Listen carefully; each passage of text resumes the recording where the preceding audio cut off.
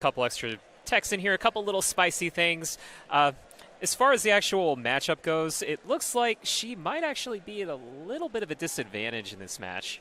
I think the power output of Passimian, of Peter Kica's strategy is kind of designed to not get buckled down by these single prize attacking shrine decks, almost similar to what we saw back in round one. Empoleon Swampert, single prize attacker, goes a little bit bigger, a little bit over the top, and was really able to gobble up and do a better version of the strategy that the traditional Buzz Shrine deck that we've been looking at.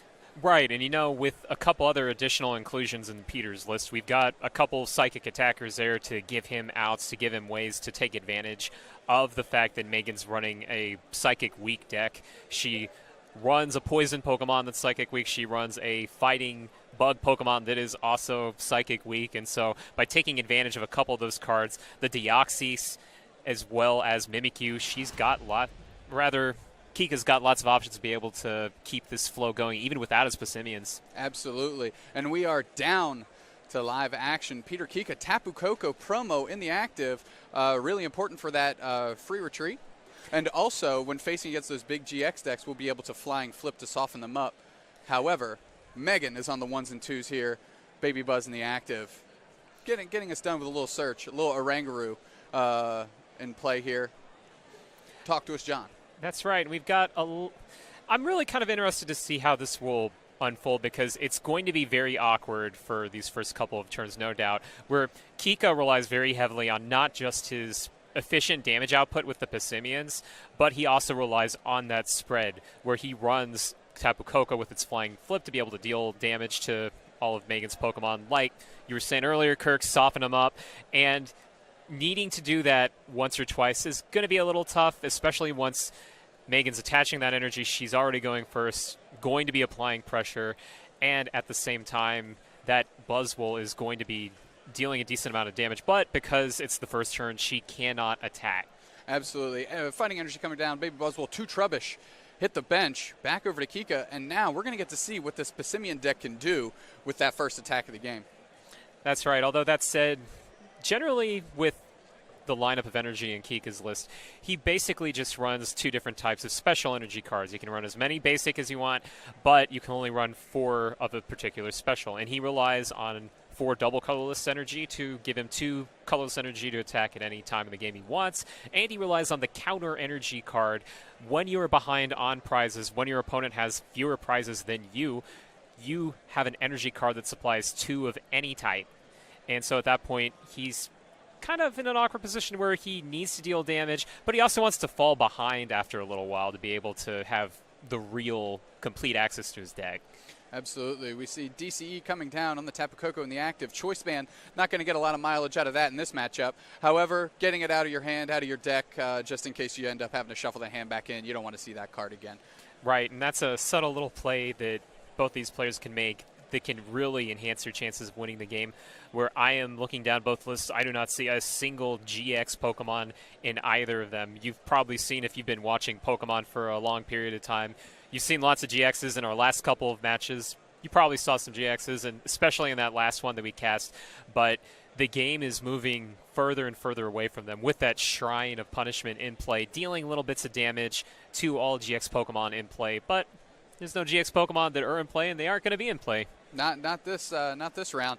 We see a Kukui, 2 cards rolling off the top, finds a Nest Ball, gets Megan a Deancey onto the bench, and that Buzzwole was slowly but surely seeing those power boosts that we've seen out of these fighting decks historically.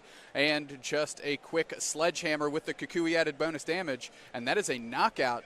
Peter Kica not getting as impressive a setup as he would like, and now his back is against the wall. Copycat. Shuffle your hand into your deck, draw as many cards as your opponent has in their hand. Yeah, and Copycat gives you a little bit of variety in your draw supporter cards, where in order to be able to keep up the flow of your game in Pokemon, that's what makes Pokemon special in a lot of ways versus other card games, even classic card games like poker, is that you are just drawing so many cards, you have access to so many things at a given point, and the advantage of running this Copycat card is that you're in many situations where your opponent has lots of cards in their hand, and so it's actually better than just about anything else you could have. So if they have over 6 cards in their hand, there's probably no better draw card in the format to play at a given point when your opponent is loaded up with cards than Copycat. Absolutely, just like we saw round one with Swampert's Power Draw, and Zoroark's Trade Ability really stacks up those hand sizes with less disruption in the format. Well, if I can't disrupt you, I'll match you. Yeah. Nest Ball coming down for Peter Kica, looking through his deck, grabbing another Passimian, team play Passimian. Really, the way his deck cranks out damage with those 4 copies of Passimian, 2 team play, and 2 Power Huddle Passimian. That's right, the Power Huddle Passimian dealing more damage to specific type of Pokemon, not necessarily all Pokemon. So in that situation, we're going to be seeing a little bit more damage dealt by the Passimian. But let's see what Megan's got going on now. We just see that team play hitting for 40 over to Megan. Peter not really getting the setup he wants. So Megan has some room to breathe and will be able to kind of press her advantage here if she chooses to do so. Acrobike pitching a choice band, as we mentioned before, not a lot of mileage you can get out of that card. And a Judge. So Peter getting another bite at the apple here to try and get another 4 cards, something he can use. As we've seen, his setup has been very Fisher-Price, very slow out of the gates, and you can just see that based on board state right now. Yes, sirree, and I feel like with getting that Judge into play, she only runs the single copy, but it has such a crucial impact when Kica is trying to get out lots of different cards to be able to not only have his Passimians dealing a lot of damage, but at the same time gives him fewer outs in case this Passimian goes down in the near future. We see Ultra Ball, Rescue Stretcher, basic fighting energy. I believe the last card is a Lily, but first order of business. Let's get an Ultra Ball down, and let's get some of these evolutions in play. That's right. And the great thing about Megan's situation here is once Peter plays maybe an item or 2 more, a lot of his Pokemon are going to be easily knocked out by Garbodor's Trashalanche attack, dealing 20 times the number of items in your opponent's discard pile. And the thing about Power Huddle on the other Passimian, which we haven't seen in play yet, is that while it's dealing an extra 30 damage, while your Passimians are dealing an extra 30 damage for each Power Huddle Passimian in play to evolve Pokemon, that 20 damage is already on both of those Trubishes, so it's not going to really have that much of an impact unless Kica has like a prized Passimian. Absolutely. Let's see here. The Judge is done. She did Ultra Ball for that Magcargo, used Smooth Over, and of course Oranguru and struck for 2 will give her that card right off the bat. Looks like she opted to get a draw supporter for her following turn and just announces Sledgehammer for 50. Yeah, and sometimes that's a good play. You don't get something really explosive off your Smooth Over, letting you choose a card from your deck to put as the new top card of your deck, and then Oranguru being able to instruct, draw until you have 3, get that card immediately. It's a perfect way to set up your turns. And here Megan's playing a little more conservatively. She's thinking, okay, I want to go ahead and prepare myself for the next couple of turns. I'm not really as preoccupied about getting everything going this instant. Looks like the Judge rewarded Peter to a certain degree, found an escape board, and was also able to play a Cynthia and get himself a few more cards here, and really just trying to get his setup going. Yeah, and while he's got a nominal setup, he has cards in his hand, and he even hit a counter catcher to potentially let him get a knockout this turn, where if you are behind on prizes, another important comes from behind effect like that counter energy, then you can bring up one of your opponent's Pokemon on the bench and make it the new active Pokemon. So worst case scenario, even if he doesn't have an explosive turn at the same time, he can go ahead and maybe pick apart at Megan's setup. Absolutely. So Nest Ball off of that Cynthia will find ourselves Tapu Koko. It is fighting weak, however, it does provide that integral pivot point because of that free retreat for Guzma's and makes it just an easy promote. Energy Lotto coming down. Interesting card. That's the second copy Peter has played this game. Look at the top 7 cards of your deck. Grab an energy card from it. Put it into your hand. That's right. And Energy Lotto is a really helpful card. When all you're running are special energy to function, you need to give yourself respectable odds of being able to get everything that you need out of your deck, especially when you don't run things like that Magcargo to Smooth Over and effectively set up your turns for the indefinite unforeseeable future in a full game, where Energy Lotto is like, okay, let's go ahead and give you a second or third or 10th out to being able to get those counter energy and those double colorless. We see Peter using Counter Catcher to bring up that incredibly sloth-like Magcargo, or should we say Slug-like? snail-like? Snail? Yeah, snail's Slug-like. pace. But it's, however, trapped Yeah. in the active, flying flip, going to spread damage all around the world, all around the board. Now asking a question of McCann, can you get this out of the active? Because that flying flip damage is going to stack up and is going to stack up very, very quickly. Oh, for sure. I don't know what simile or metaphor we can use to describe McCargo being out the active and having trouble to get out of the active, but it's a rough position. I mean, just going down some of the options we have here, I don't think I saw her single copy of Switch go down yet, if I'm not mistaken. So that might be one way she can get out of it. She can smooth over for that Switch, get it, get something else into the active position, and maybe score a knockout this turn. But Kica has been pretty careful with his items. He isn't past the breaking point of having so many items in his discard pile. He just constantly gets one-shotted by Garbodor and its Trash-a-Land. Absolutely. McCargo smooth over, does grab a Guzma and was put on top of the deck and struck for 2, will reward McCann with that smooth over play, and she will be able to get this McCargo out of the active and will be able to continue pressuring Peter Kica's very, very feeble start. That's right. The only real question here is how she's going to go ahead and pressure it. It looks like she might be going for a relatively inexpensive KO here, but okay, so there goes the healthy Pissimian. And with Buzzwole coming up, it looks like she's just going to settle with a little bit of damage, not even a knockout. No knockout there, however, getting damage on the board, making sure that's very important. And since she probably couldn't get a knockout anywhere else, so one hit, might as well try and trap something in the active, give yourself a little bit of time, and see if you can develop your board a little bit further, so when you do try and turn the corner, you have all the options available to you. Right, and Kika's having no problem with pitting the energy he needs off these energy lottos. Worth noting, though, that he actually runs 4 copies. So between his double colorless, between his counter energy, and his 4 energy lotto, he's not going to have a lot of trouble ever hitting any of those energy, even if he's constantly getting hand disruptive, which is not going to happen because Megan's already used her 1 hand disruption card for the game. Absolutely. Peter Kica may be switching gears here, opting to go for more of a spread strategy. He does play Tapu Lele, which will be able to magical swap all that damage around the board and kind of places it where he chooses. So something to keep an eye on, maybe a little bit later in the game. Looks like Peter almost elected to play a Lily, pulled it back to the hand, did a quick discard confirmation, attaches DCE onto Tapu Koko, and I believe that's going to be a Lily for 5. That's right, and we see him committing to the additional spread tactic here. He's possibly considering, as long as he has the Tapu Lele promo, or not the Tapu Lele promo, it's important to note there are actually 2 different types of Tapu Lele.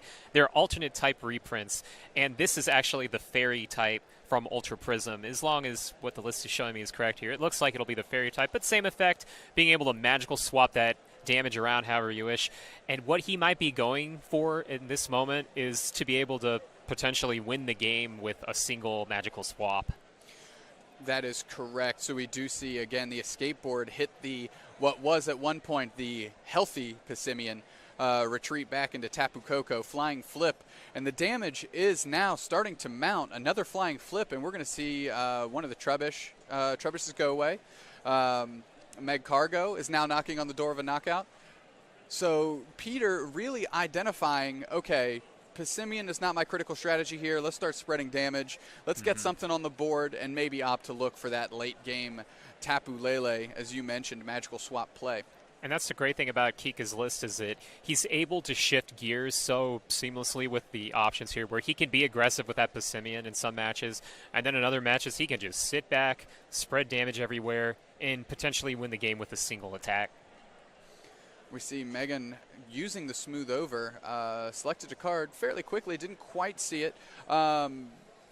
Plenty of options here, plenty of cards she would definitely like to see.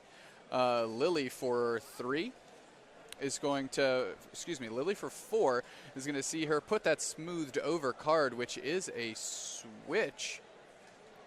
Puts the Trash Lunch Garbodor into the active.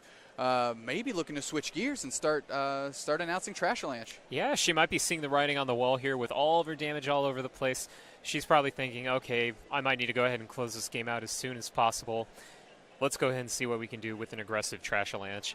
And notice that she has the other Garbodor in her hand. She was kind of contemplating not benching it, not evolving it, but here she was probably thinking, you know what, I need more HP on the board, anticipating that magical swap from the Tapu Lele, being able to move around her damage any way that Kica sees fit with a counter energy.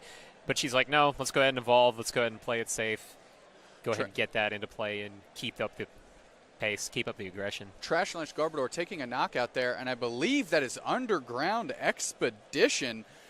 That's right. Pull out your reference manual, folks. We're going to have to take a look at that one. That's right, although Underground Expedition is actually what some of us call like a new old card, where it's a reprint of an older card, which in turn was a reprint of another older card, where you look at the bottom 4 cards of your deck, as you can see on the screen right now, and then pick 2 of them, put them into your hand, and then leave the other 2 in any order. And effectively, it's just a chance to look at some additional cards, take a peek at some cards you might not have seen.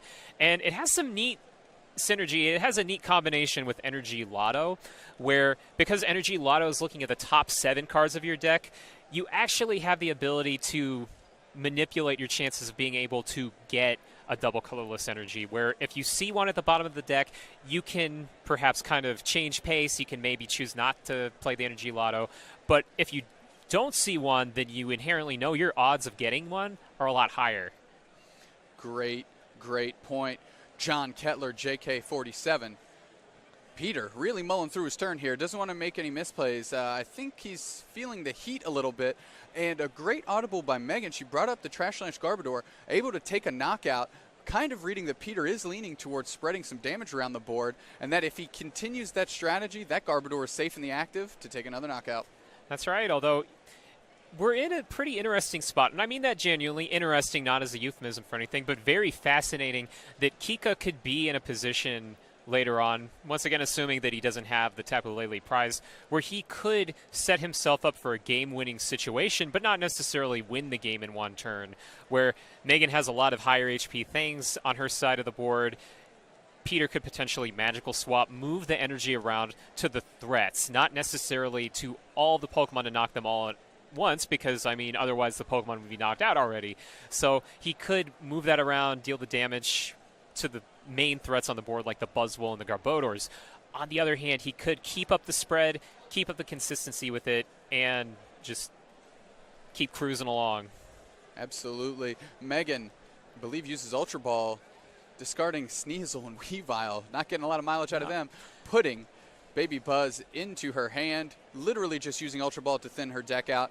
We see the Cynthia come down, doesn't want to see that line of Pokemon anymore. She's going to see 6 cards, and we're going to see where she goes from here. Now, if you kind of feel the impending doom of a potential magical swap, if you're Megan, how do you want to adjust to that? Well, there are 2 things you can do. One thing you can do is actually not adjust at all and just try to keep up as many knockouts as you can, hoping that he either doesn't have it available to him or hope that it's in his prizes. Another thing you can do is you can try to give yourself the best odds of being able to follow up with whatever Kica knocks out in this upcoming turn. Nest Ball, I think if we're going to see a Tapu Lele, it might be right now, John, especially with that Pissimian with the escape board. That's an easy way to get him out of the active. It looks like he moved something up to the deck. The Lele, he Lele did move it up. Yep. All right. Well, if the jig wasn't up yet, it sure is now. Megan sees that Magical Swap is on the horizon. Counter energy coming down.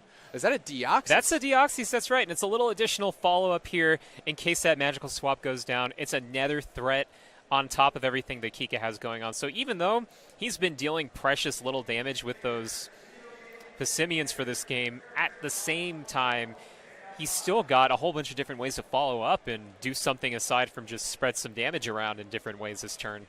This is a potential tidal wave turn for Peter Kica.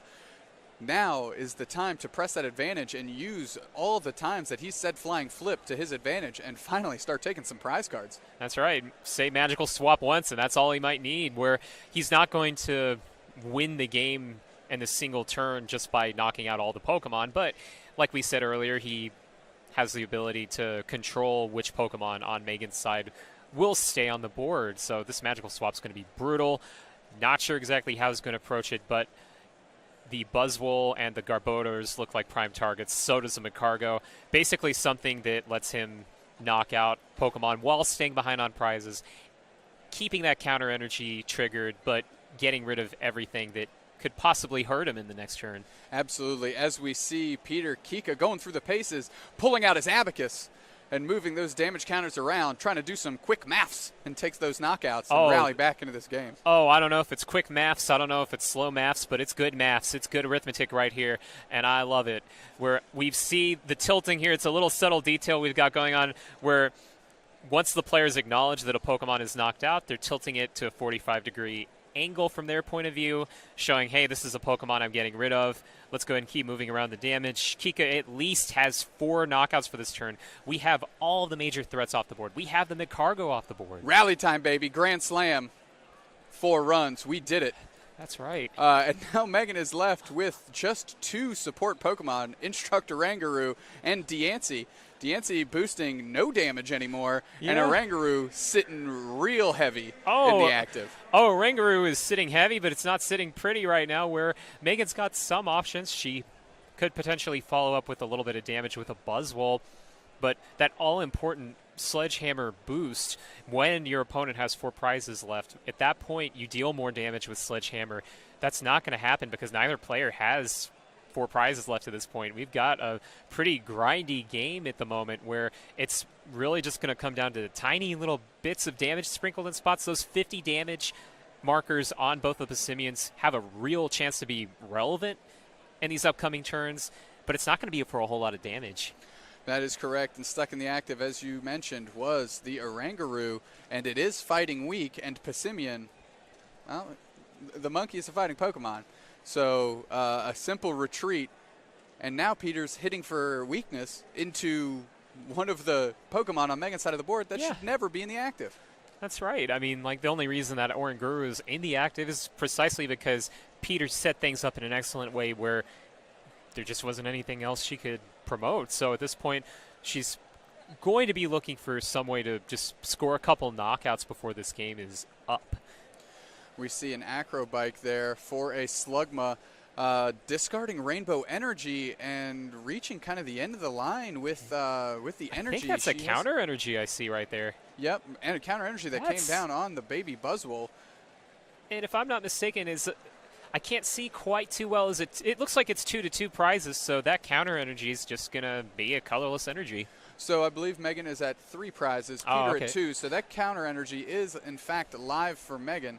To be noted that it is not live for Peter anymore, and that's the energy that's sitting not only on his Tapu Lele, but also his Passimian on the bench. That's right. And for both players, it's a real tough but very fascinating little back and forth on when should I let my counter energy not be a counter energy anymore? When should it stop being 2 rainbow, and when should it start being just a colorless? And for Kica, I think he was feeling the pressure with all those Garbodors and that Buzzwole. He felt like he needed to get those knockouts as soon as he could. And so at that point, he's like, okay, let's just go ahead and shift gears into something a little more aggressive. Nest Ball rolling off the top. Passimian power huddle time. And I think we're going to see a retreat here and maybe a little team play, maybe a little teamwork coming out of the monkey business side of the side of the field there for Peter. Underground Expedition back at it. What does that do again for us, John? Bottom 4, pick 2, rearrange the other 2, leave them on the bottom. My man found a DCE if he really wants to go in with the other Passimian that isn't strapped up with an energy quite yet. We're going to see him make a decision here. I wouldn't be surprised if he grabs the energy to make sure he has it in hand. Mm-hmm. Yep, there goes that energy just like you predicted. Your Psychic-type Pokemon. Hard retreat from the Tapu Lele. I think it did its heavy lifting for the day. Gets a break, gets to relax on the bench. Counter energy coming down on the Pokemon with the counter energy, as you mentioned, now just playing it as a regular colorless. Yeah, and that's all that he needed at this point, where he's thinking, okay, let's go ahead and try to close this game out, do what we can to get all of, well, we're really not in a position where we're worried about getting rid of Megan's threats if you're Peter, because, hey, all the threats are gone. You're now just looking to score knockouts in the easiest way that you can. That way we can move on to game 2, and Kica could be decisively in the driver's seat in what's been a really grindy first game. Absolutely. Megan searching through her deck with a smooth over.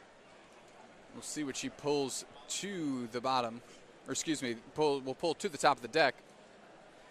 And we'll see how she'll get access to that card because she needs it.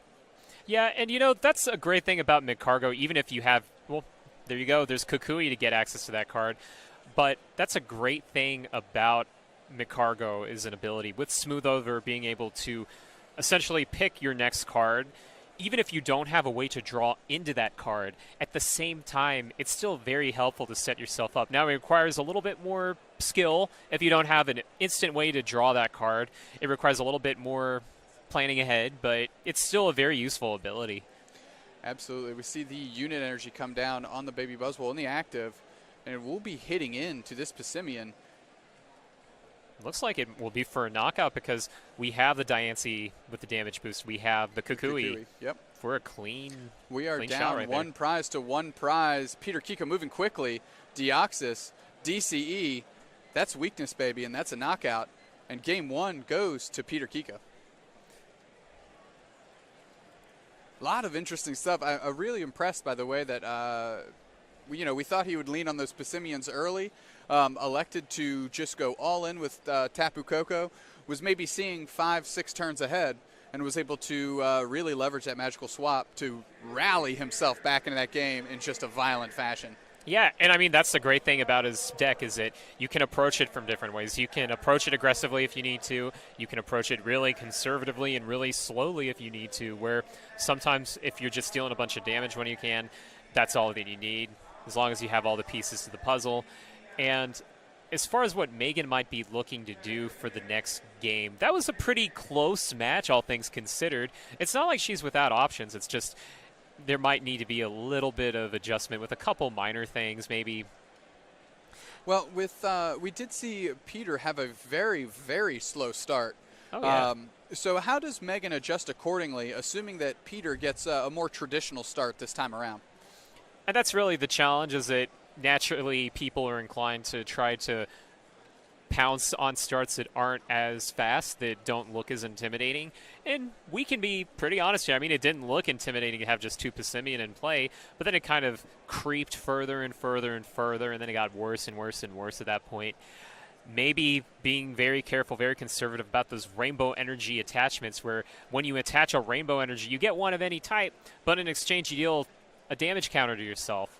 And Kica is looking for every damage counter he can have, especially when Buzzwole has an odd number of HP. He has 130 on those Buzzwoles, and so that sets up perfect math at times for magical swap. So playing a really long game, like you said, 5-6 turns ahead from both players, keep a lot of pressure going. I liked a lot of the things that I saw from Megan's approach last game, though, and I want to see those again, evolving when you can. We'll see if she can adjust accordingly, John. And here we'll see an Ultra Ball pitching a Lily, not something you historically see on turn one of the game, because Lily's such a strong turn one supporter card, allowing you to draw up to 8 rather than 6 in the rest of the game. Ultra Ball coming down, though, Kukui hitting the bin, Lily hitting the bin. And if that's not a signal that she's got another supporter in hand, I don't know what is. But we're going to see what Megan elects to eye down here with her first search of game 2.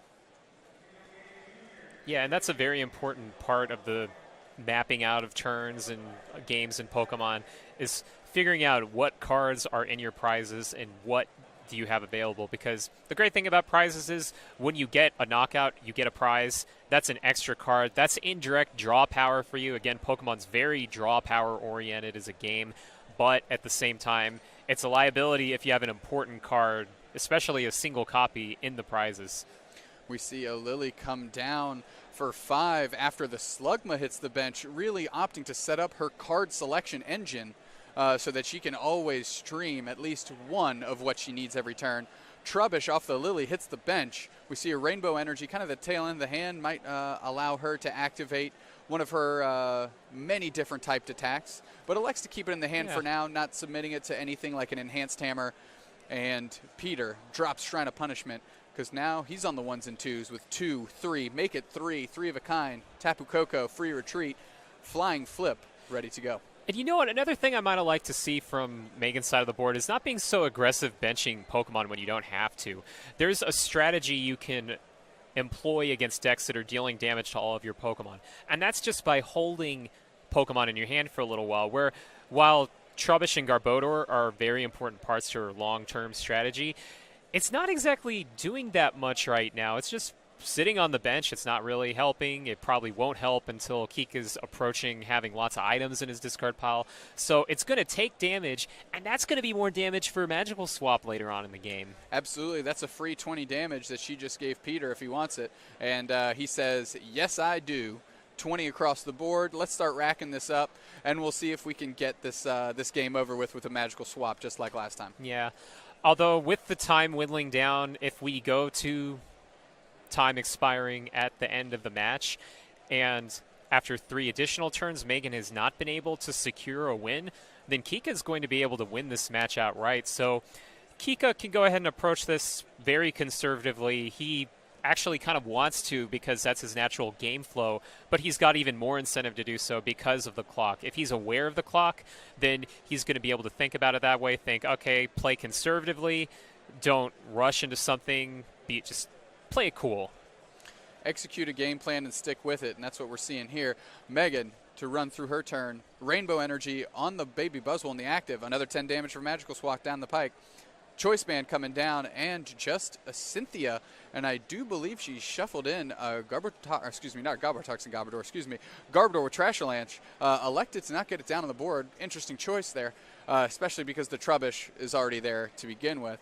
Magcargo coming down, Ultra Ball pitching a Weavile, and the basic Fighting Energy, and we might see another Pokemon hit the bench, which, as you mentioned, represents more Flying Flip damage. That's right, and I just don't want to be able to put down too many Pokemon here unless I absolutely need to, where maybe an approach like we were talking about earlier to the matchup would be envisioning it kind of like a staircase, where in Pokemon you can have up to 5 Pokemon on your bench and 1 in the active. So by kind of envisioning it that way, with the staircase, you're going down the stairs, and the longer the game goes on, the more stairs you've gone down. The same way, the more Pokemon you put into play, but trying to start with fewer and try not to give Kica so much free damage. Otherwise, you get that explosive turn that we saw in the last game. That's a great point. Off of her Ultra Ball, McCann grabs Instructor Rangaroo, puts that on the bench, and she might use that Instruct to get the card she just smoothed over for, which was Deancey Prism. Good sequencing there. Don't have to Ultra Ball for Deancey Prism. I can smooth over, get more resources in play. However, there is a caveat to that, and that is Flying Flip damage. Now we're over to Peter. Choice Band on the active again, not doing anything in this matchup. However, Counter Energy hits the Tapu Koko on the bench, and Peter is well ahead of McCann this game and has clearly gotten a great start out of the blocks. Flying Flip, and it's already stacking up much faster than it was in Game 1, and McCann needs to stem this bleeding here, and she needs to start taking some knockouts. Yeah, the thing though is I'm a little concerned about how she can stop the bleeding, where she doesn't really have any healing options. She doesn't run Acerola. Supporter card lets you bring back a damaged Pokemon and all cards attached to it into your hand. Does not run Max Potion. Item card discards your energy, heals you up. So that damage is basically just stuck there, and Kica's like, okay, I'm feeling great. This is not going away. There's no way to get rid of this damage unless I choose to get rid of it with a Magical Swap. Absolutely. McCann elects to get another Slugma down on the bench. Maybe saying, like, if I can't get the draw selection, I can. Maybe the 2 best cards in my deck every turn might get me there. Maybe thinking outside of the box. I wouldn't mind seeing maybe a Guzma play and trying to trap something to give yourself some breathing room, because these free retreat Tapu Kokos, they can pivot all day long. But there is that Passimian on the bench, and it can be strapped up for a very, very weak team play, but I'd much rather have that than what I've got going on right now. Oh, yeah, and I totally see what you're saying. Although at the same time, that Slugma represents a support Pokemon, a Pokemon that's helping out the rest of the team. So your big hitters, they're going to be Buzzwole, they're going to be Garbodor, they're going to be dealing the big damage for the rest of the game. But by putting that Slugma there really isn't that much you can do is if Kica decides to stick with the damage spread strategy, where, I mean, now going down a prize, Kica's got access to his counter energies. He's probably just feeling pretty here as far as being able to keep that spread going, keep on dealing Flying Flips, and he's like, okay, I see a Slugma. I'm not really worried. Question for you, John. Is it a good idea to not evolve your Pokemon to kind of give away the free knockout on the flying flips to Peter so that his counter energy lose value?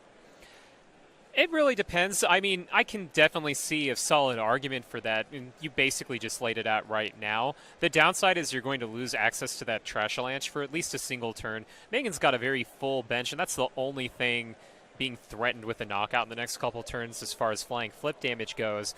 So all that can open up for Megan if she wants to replace that Trubbish is another Trubbish, assuming that she even wants to bench anything else to begin with. But with Counter Catcher, Peter can just keep on disrupting things, keep on dealing damage all across the board, make life miserable for Megan. Yep, pulling up Counter Catcher, rinse and repeat from game one. Magcargo now in the active. It is worth mentioning, Peter plays down another Choice Band just to get it out of the deck, so he doesn't have to see that card again. And the onus is on Megan to do some work here because she is fighting an uphill battle. And if it wasn't evident in game one, it is in your face here in game two. And that's the amazing thing sometimes about really upper level play of the Pokemon trading card game like this, is that in most games, you can pretty much tell who's winning based off of what the prize count is. So if a person who really wasn't too familiar with the game was walking by and saw that Megan had all these cards in play, had fewer prizes, and basically knew the rules, they could be like, yeah, it looks like Megan's ahead right now. But when we've been able to dissect the matchup here, and with the fact that Kica relies on being behind on prizes, the story's completely different. That's a great point. Great point. And, you know, we're seeing those that come to light here with this counter energy, just really making it easy for those two colorless requirements in Tapu Koko's attack to be met. And his game plan, as you mentioned, churning and burning. Yeah. He's just putting forward, just waiting for the right moment to get Magical Swap Tapu Lele and really, instead of nudging the door open, kick right through it. Yeah. And at this point, even with two smooth overs and instruct for up to 3 cards at the same time, you have whole access to your deck. You can basically orchestrate your turns every single turn of the game. And nevertheless, you don't have a whole lot you can work with in this particular matchup. That's a great point. We do see a smooth over here. And still got to whittle down the hand a little bit if you want to instruct into it.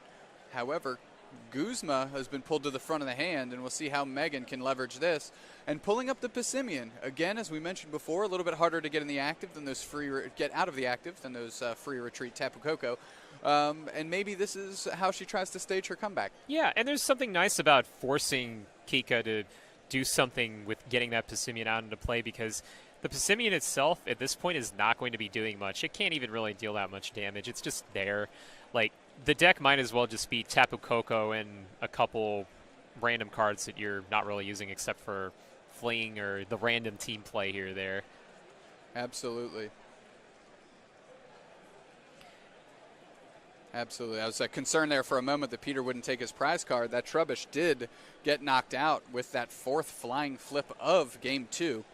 That's right, and we're going back to the advantage and just letting the Trubbish get knocked out because Kika's counter energies are now shut off. And a really fascinating dynamic here between the two decks is that as long as counter energy is not active, Magical Swap's never going to be able to be active either, because you need Fairy Energy to be able to use the Magical Swap attack.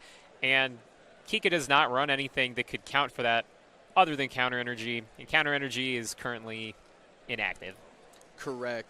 Other side of the board, though, Flying Flip, always active right now with another attachment. Those do represent a single colorless. He is any energy in his deck away from turning that right back on. So a couple questions being asked on Peter's side of the board. Let's see if Megan can drum up the right answers here as she just Kukuis for 2 cards and finds her gold switch. Yeah. Finds her gold switch, so she's alive. Treading water, getting the head above water here, grabbing some desperate breaths to stay alive here in game 2. Yeah, and I'm really interested to see just how far behind she wants to play this game and how long she wants to approach it that way, because it essentially comes down to how you handle the counter energies. Do you want to just leave them as colorless energies? And she seemed to really benefit by setting up a board in the way that she did last turn, where Kica did not get his spread. He just had a couple counter energies there, and now she's able to keep up the momentum at the same time dealing some damage and maybe threatening some knockouts of her own, because she needs some knockouts to be able to win. Correct. That page needs to be turned here, and it needs to be turned fairly soon, because you can avoid losing. But as you mentioned, Peter won game 1, so if she doesn't win herself game 2, it is curtains.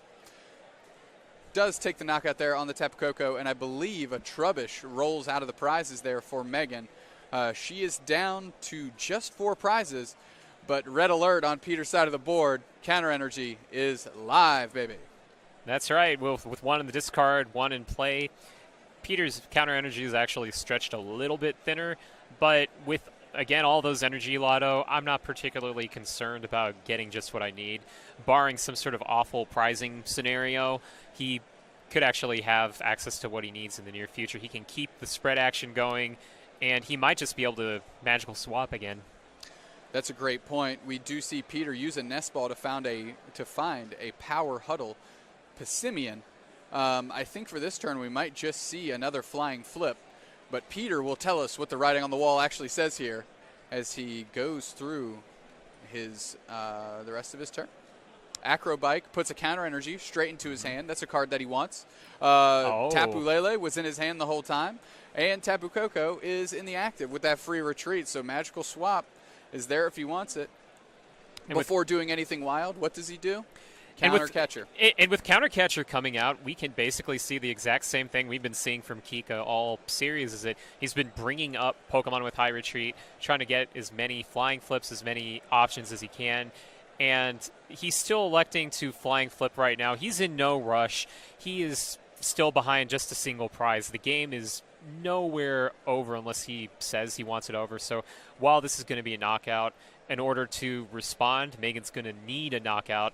And with all those rescue stretchers in Kika's list, I'm not even that worried if, like, say she Guzma's up my magical swap Tapu Lele and tries to knock it out somehow, because I can just rescue stretcher it back. Absolutely, great point. We do see the flying flip for Peter Kica, but not before he attaches a double colorless to the Tapu Koko on the bench, which means he'll be able to flying flip next turn if he wants it. We're over to Megan here. We did see one of the Mag Cargo hit the bin. Trubbish comes down to see what it can do for her, and that damage is mounting, and it's mounting much faster than I think Megan would appreciate it to. And earlier she was kind of flirting with the idea of benching that new clean Buzzwole, elected not to. She might just go ahead and approach with scoring a knockout with the damaged Buzz. Remember, Kika's got 4 prizes left, so this is going to be the best chance for Megan to deal a whole bunch of damage with Sledgehammer at all in this series. And actually, it's probably going to be the one and only time, assuming that Buzzwole somehow gets knocked out in the next turn, which, knowing the way that Kika's operated this game, is probably going to happen. We do see Megan. She smoothed over for a Kukui. And now we're going to see some cards come down out of her hand. Guzma, and just as you mentioned, wants to target down that magical swap Tapu Lele, maybe before it can do its maximum, or reach its maximum potential on her board and end the game. We see just Guzma, quick knockout. Kukui's on top for next turn. So Megan will be able to maybe take a one-hit knockout on Tapu Koko. So I like how she's planning a little bit ahead. But now the onus is on Peter Kica. We see a rescue stretcher come down. Tapu Koko hits the bench yet again. And now we have counter energy going on the Tapu Koko. Counter energy going on the fresh Tapu Koko that just joined the party. Acrobike, Guzma to hand, Choice Band to bin. Nest Ball, all right, getting everything out of there. No sense in holding up for Garbodor anymore. He's past the critical mass point, and at this point, let the items fly. That's right, thinning out the deck now. We are seeing something interesting here where it looks like he might be accelerating the pace of the game. Since he did not go for setting up that magical swap for this turn, he's going for a flying flip again. And by going for flying flip, he's going to go ahead in prizes by knocking out that active Buzzwole, by knocking out the Oranguru, deal a little bit of damage. He will be only one flying flip away from winning the game with that Diancie and the Macargo, just a single hit away from losing. But interesting situation here. And Kika's probably sitting on a double colorless energy, so this could be rendered completely moot. But if she's able to knock out the double colorless from her perspective, get that off the board somehow, then that way Kica could potentially be limited from being able to score knock. But that's only if he doesn't have a double. And with that big of a hand and all those energy lotto, he probably does. As you mentioned, energy lotto, underground expedition, if the DC happens to be on the bottom half of his deck, has a quick way to access it. So we're going to see how McCann adjusts here. It's, again, as I said before, the onus is on her to make a move and try and rally back into this game. We do know she just smoothed over. I believe it was her for a fighting energy. We're going to see a Kukui.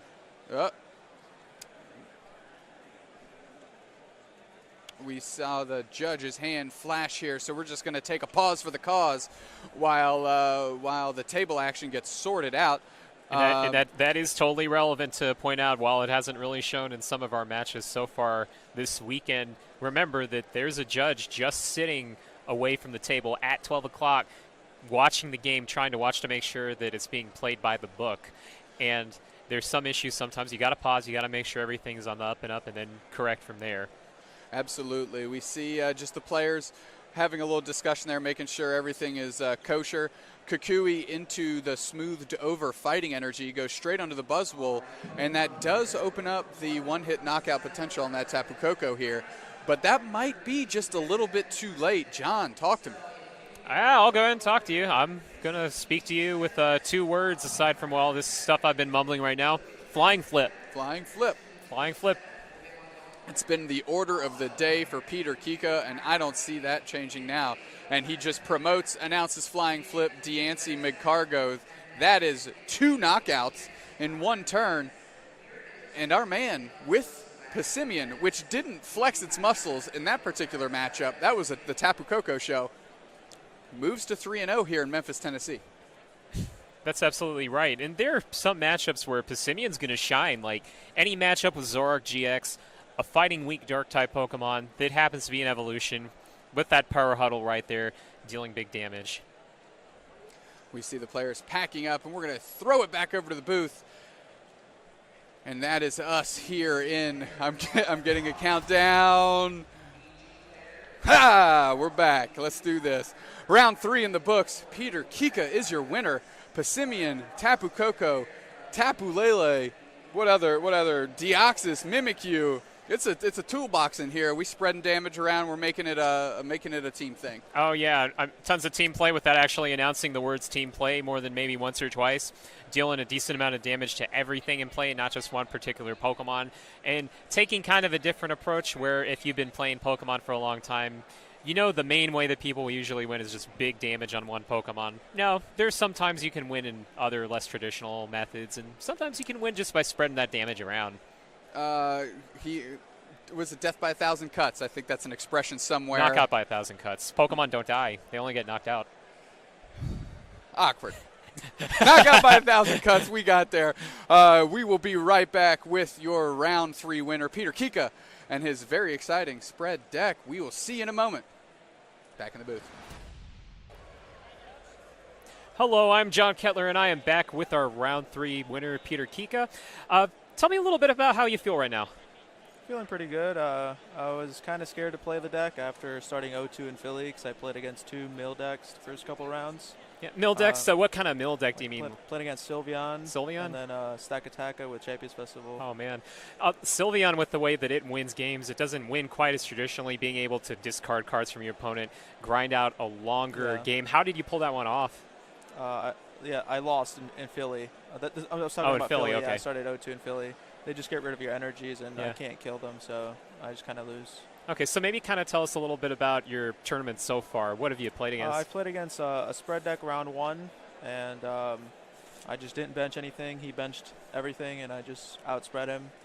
Round 2, I played against Malamar deck, the gas can deck, and he has to bench a bunch of stuff, and I just spread and then do the same thing I did in this matchup where you take a bunch of prizes in 1 turn on their evolution so that they don't have any attackers.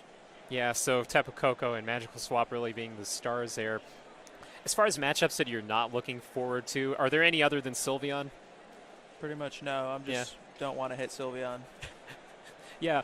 So I was understanding from earlier that you actually kind of pioneered this deck a little bit and actually got a few people to bandwagon with you on that. So have you been testing this deck for a lot? A little bit, yeah. My friend Mike Newey brought it up at Worlds, actually, saying, you know what, maybe Passimian might be good this format.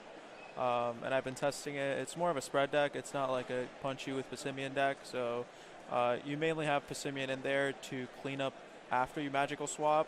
And versus Zoroark, since they play Acerola and draw a bunch of cards, you can just one-shot them with Passimian. Yeah, and a lot of really creative, innovative deck building decisions by you guys. Between the Max Energy Lotto, that kind of took me by surprise. Max Energy Lotto as opposed to like 2 for some of the older list counts, and Underground Expedition. Was that something that was always there from the beginning when Mike Newey was talking with you about the deck, or No, did that kind of happen? I mean, it just kind of happened. This format's kind of low on draw support, so playing Underground Expedition lets you look at 4 cards under your deck. I mean, it's kind of irrelevant if they're on the top or on the bottom, because your deck should be randomized. So seeing 4 and taking 2 is much better than just drawing 3 with like How. And I don't really like Cynthia in the deck because sometimes you can't burn your hand and draw. Lily, because you can't burn your hand and draw a bunch with Lily. So I'd rather have like a diverse amount of supporters. Yeah, just a lot of straight draw cards, search, keeping it relatively simple and straightforward. So, yeah. All in all, so you feel really good about your matchup spread this tournament? Yeah, I mean, I feel really good about the Buzz Shrine matchup, Zoroark, everything. All right, well, hey, good deal. Hey, best of luck. Thank you. And see y'all later.